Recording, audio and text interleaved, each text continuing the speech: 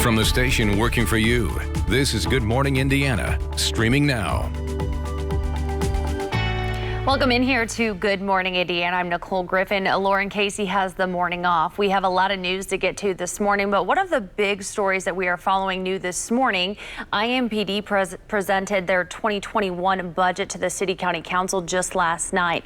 They are asking for a $7.7 million increase in funding next year. That money would go towards things like body cameras, vehicles, and personnel costs. So we're going to break down what they proposed last night, what they're asking for, how that will all be broken down if that does get approved. We will have that coming up here on Good Morning Indiana.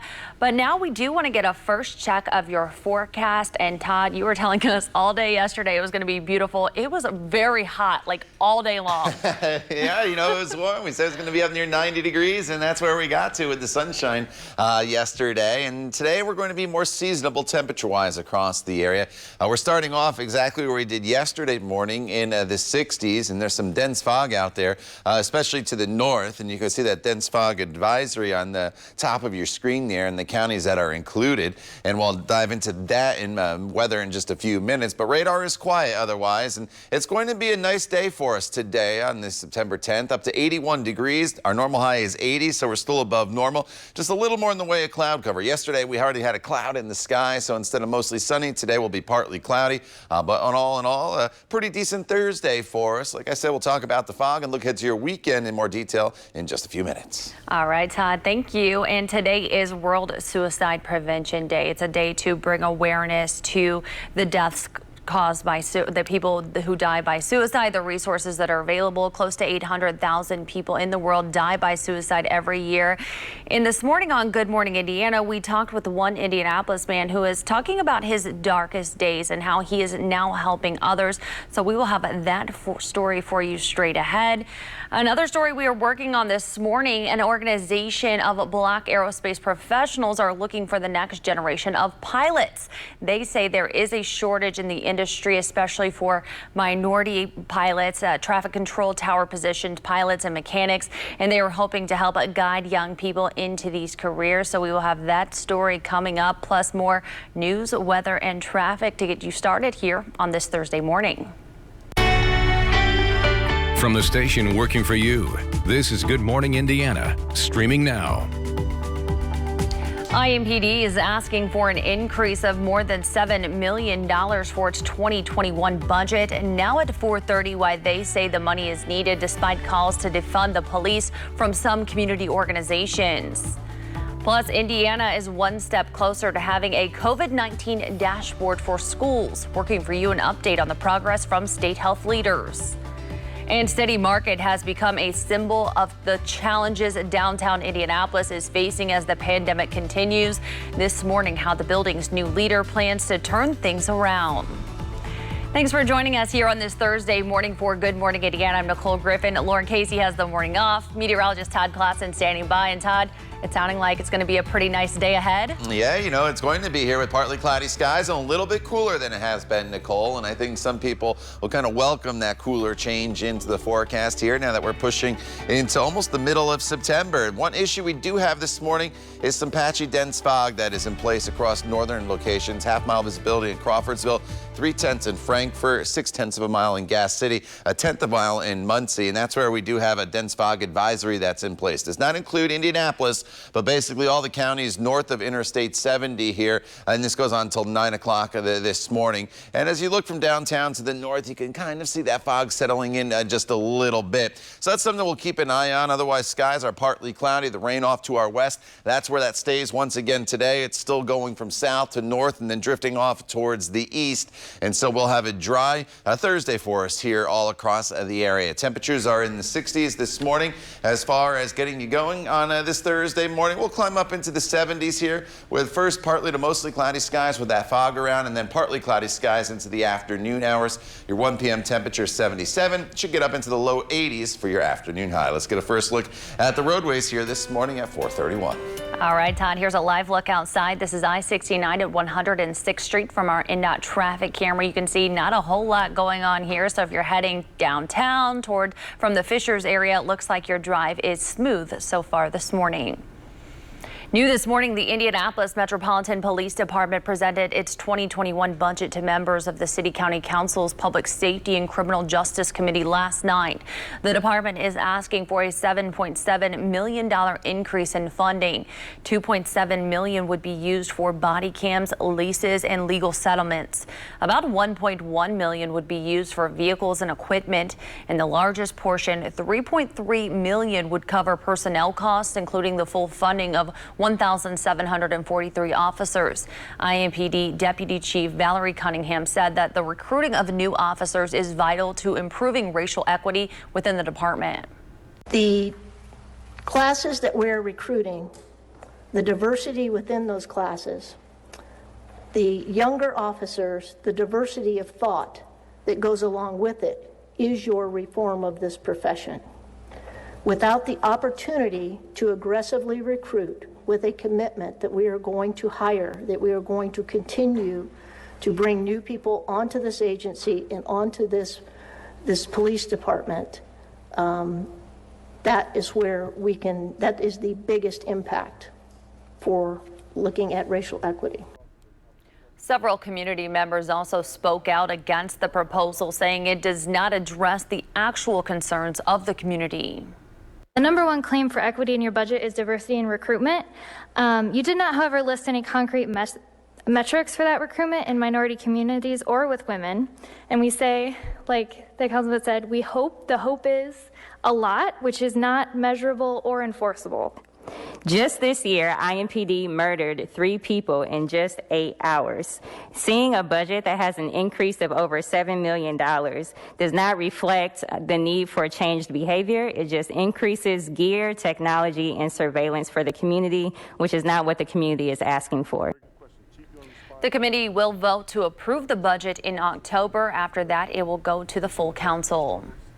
Now to the coronavirus pandemic and its toll on the Hoosier State. The Indiana State Department of Health reports 720 additional cases of COVID-19.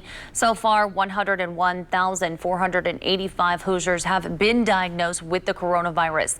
The state also confirmed 17 additional deaths. 3,173 people in Indiana have died with COVID-19 since March. 1,158,018 Hoosiers have been tested for the coronavirus. 8.8% of them tested positive for COVID-19. Data from the State Department of Health also shows that 43% of Indiana's ICU beds are available. COVID-19 patients are using about 10% of the ICU beds. Non-COVID-19 patients are using around 47% of the beds. About 82% of the state's ventilators are also available. This morning, the state is one step closer to having a comprehensive dashboard to track COVID-19 cases in schools. State Health Commissioner Dr. Christina Bach says officials are testing an electronic reporting system right now. She says when complete, the dashboard will show not only which districts have positive cases, but you'll also be able to track them down to the specific school. No identities or specific ages will be available for privacy reasons. The goal is to help local school leaders make the best decisions for their community when it comes to e-learning. We've been asked to provide this information. We've heard it from parents, we've heard it from schools, and we've heard it from other stakeholders, all asking for the information to be public. The purpose is to help all of us make the best decisions possible as we navigate this pandemic. Dr. Box also says reporting this information will not be a mandate for schools. Instead, she is calling it a strong request. If schools don't comply, the state may look at making it a requirement. Dr. Box also answered questions about COVID-19 vaccine. She says experts at every level are committed to making sure vaccines are safe before they are introduced to the public. I know there's a lot of talk out there about the vaccine already, and unfortunately a lot of coming down both sides of the aisle as to whether this is going to come out and be rushed out and not be safe. I want you to know that the pharmaceutical companies that are engaged in producing these vaccines are committed to not rolling out a vaccine until they have fully vetted that vaccine, and that the FDA is also committed to making sure that we stick very closely, as are these pharmaceutical companies, to the highest standards for ethics and the highest standards for scientific principles in developing these vaccines. Tuesday, AstraZeneca announced its vaccine trials are on hold. The drug company says a volunteer in Britain suffered a serious side effect. The company also says the pause is a standard precaution. The IU School of Medicine was chosen as a testing site for those trials.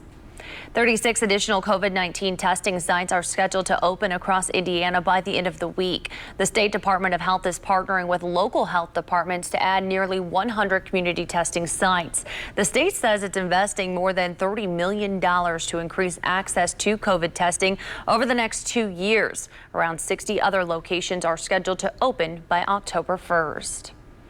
We've heard from multiple business owners sharing their concerns about crime, loitering, driving customers away from the city market. That's in addition to the pandemic turning downtown into a shadow of its usual bustling self. Catherine Esselman was recently named the interim executive director for City Market. She says she's hopeful that newly announced programs from the city will help homeless Hoosiers who used to frequent City Market after hours to get the help that they need. She also hopes those programs will help customers return to the market. It's really the supporting the merchants that are here, raising awareness that we are open for business, free carry-out parking out front, the farmers markets on Wednesday. So some of our staple events continue to thrive, to continue to happen. Last month, Downtown Indy Inc. announced additional security plans, including adding 150 security cameras and creating a safety patrol program. President Trump on the defense after recordings show he knew just how deadly the coronavirus was as he publicly downplayed the threat. Straight ahead, the latest from Washington. And Amazon is looking to hire Hoosiers. Up next, details on who they're looking for and how you can apply. Todd. And we have one weather-related issue here this morning, and that is some patchy, dense fog. All the areas you see in gray on your screen, that's where visibility is reduced this morning, and there is a dense fog advisory to the north. Once we get rid of the fog, though, this morning turns into a pretty decent day for us once again. We'll talk all about it coming up in your WRTV Storm Team forecast when Good Morning Indiana continues right here on WRTV.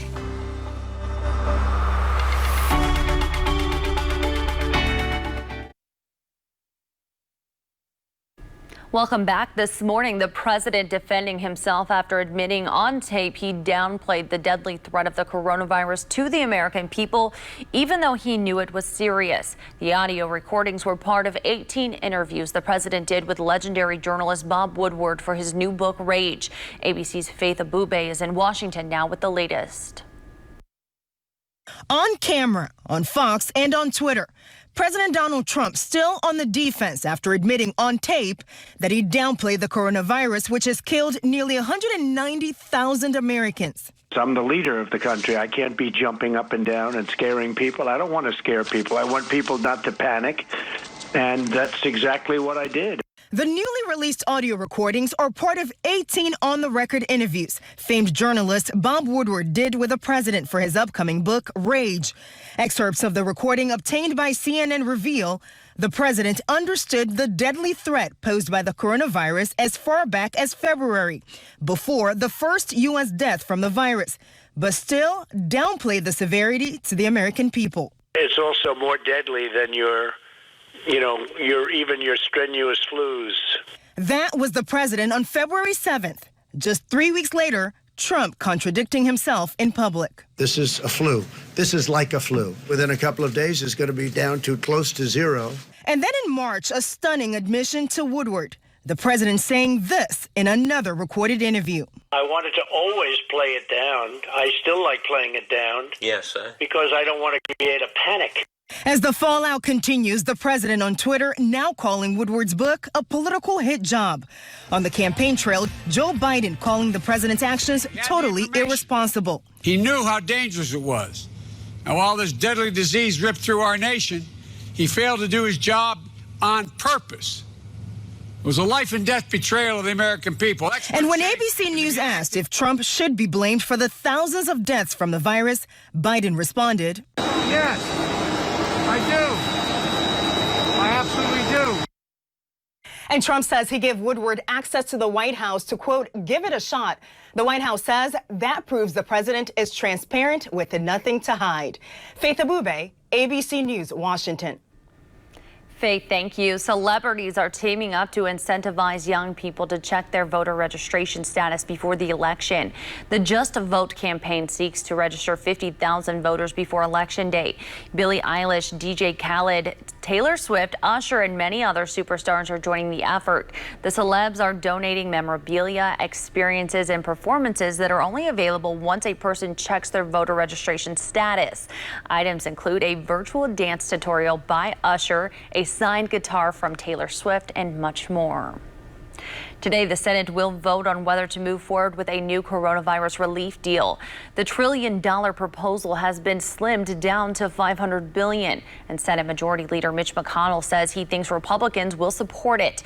But Democrats have indicated that they won't accept a deal that small. That would leave lawmakers stalled once again, making it unlikely to have a deal by election time. Instead, Congress is expected just to finalize legislation that would avoid a government shutdown.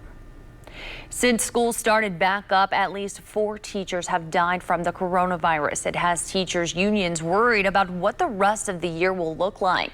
So far, Missouri, South Carolina, and Mississippi have reported teacher deaths. It's unclear how many national COVID cases teachers have had since the return of in-person classes. However, Mississippi alone has reported 600. The American Federation of Teachers says strict guidelines should be in place to protect both teachers and students. If schools can't take the proper precautions, the Federation says they should not reopen. 3 people have now died in the Bear Fire burning in Northern California. 12 others are missing as firefighters continue to battle the blaze. The Bear Fire is just one of several dangerous wildfires that have destroyed or damaged more than 200 structures in California. Several people were injured after being trapped by the Bear Fire during the overnight hours. Butte County first responders have had to rescue more than 100 people. With wind gusts, firefighters have had to battle a wall of fire that has jumped as high as 200 feet at times. The National Forest Service estimates the Bear Fire has consumed more than 97,000 acres in the past 24 hours. And Todd, those images are just tough to look at. Absolutely. You know, you get a picture in your head of forest fires, and then you see these pictures and the houses that they're destroying. So it's just not in woodsy areas. It's destroying homes and communities. And unfortunately, there are those deaths as well. So hopefully the winds will die down, and they got some rain out there to help things along. Here in central Indiana this morning, we are dealing with visibility. That's going to be our biggest issue throughout the entire day. It's a small window here this morning of several hours that we deal with it, and that's why the dense fog advisory is out. You notice these visibilities down below a half mile in many locations here, from Crawfordsville to Frankfort, just above a half mile in Kokomo, only 0.2 of a mile right now in the Muncie area, a half mile in Cloverdale. Not too much of an issue here in the metro area as of yet, but you notice these grays starting to sneak here into the Traders Point area in Pike Township there on the northwest side of Marion County.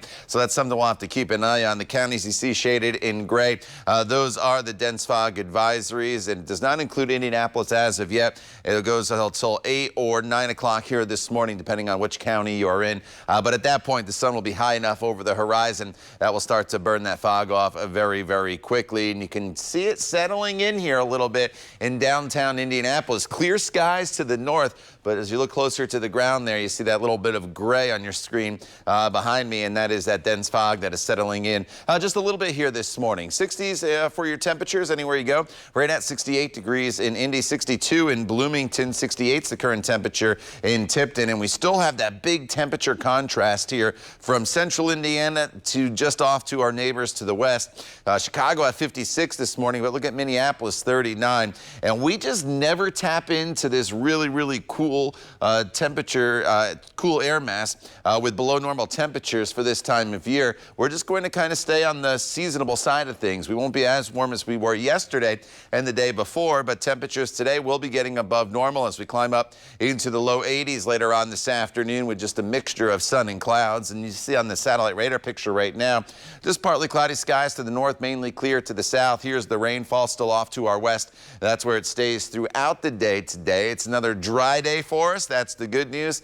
As we go through TrueCast, you can see just a little more in the way of cloud cover still in northern locations compared to southern locations throughout the day. This evening, sunset getting very, very close to 8 o'clock at 8:01.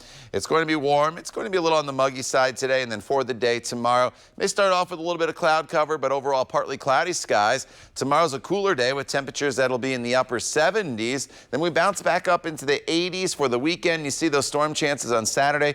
Looks to be pretty late in the day, Saturday night into early Sunday morning. So most of the weekend should be dry. And then next week, Nicole, looking great with plenty of sunshine. All right, Todd, looking forward to it. Thank you so much. Let's take a live look at traffic this morning as we monitor your morning commute on this Thursday. This is a live look at I-65 at County Line Road on the south side. As you can see here, no delays or accidents right now on the interstate. Indianapolis-based Simon Property Group is teaming up with Brookfield Property Group to buy JCPenney out of bankruptcy. The deal is worth $1.75 billion. Penny's has been struggling for years and hasn't had a profitable year since 2010. And the pandemic hit the company hard, forcing it to declare bankruptcy. At the same time, malls have been facing declining foot traffic for years. Malls with obvious vacancies tend to fare worse, so operators have an incentive to keep large retailers afloat.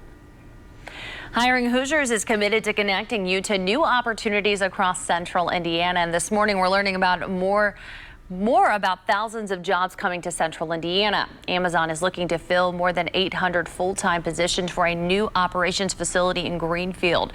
Representatives say jobs and careers with Amazon span a range of industries. Range from corporate technology jobs like solution architect, cloud support associate, to jobs supporting our logistics network, so HR specialists, workforce health and safety, on-site medical reps, and then area managers, which are great jobs for transitioning veterans and military spouses as well. You can apply for jobs at the career fair and also take part in career coaching sessions that are coming up. Kroger is also hiring Hoosiers. The company is holding another job fair next Wednesday. The grocery chain is hiring dozens of people to work at locations on the north side of Indianapolis, Westfield, Fishers, and Carmel.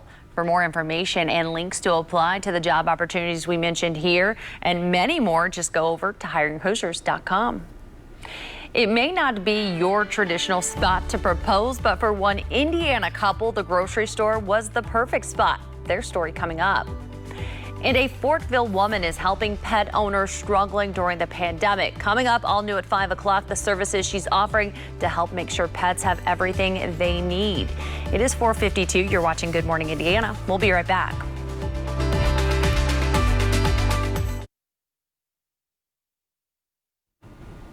A central Indiana couple recently got engaged in a grocery store that's very special to them. Eric Wilhite and Rochelle Miles were sweethearts when they were young, but had to part ways for college.